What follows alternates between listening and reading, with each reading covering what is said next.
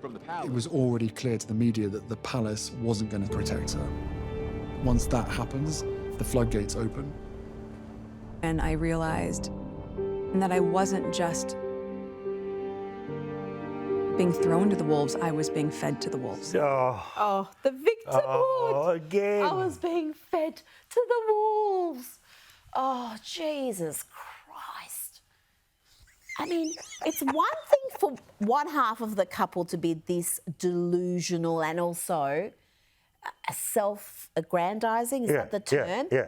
But these two buy into each other's victimhood and seem to work each other up into new levels of bloody lunacy. It's like ego by osmosis.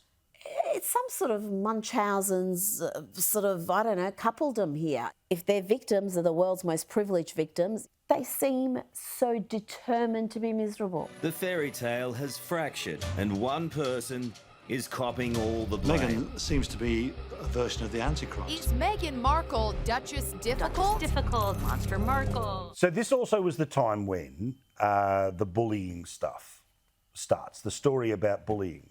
Well, because you know what? When you lose one staff member, that could be considered a misfortune.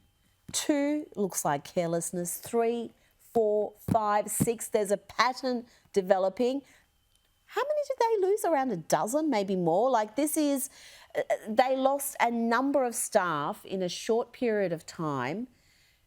All of them aggrieved. And despite all the crap we're hearing about how, you know, the family was out to get them and feeding them to the wolves, let's not forget that investigation they did, they have buried that and suppressed it to protect them. You know what? This documentary, I think, is an invitation for the palace to release that report. Correct.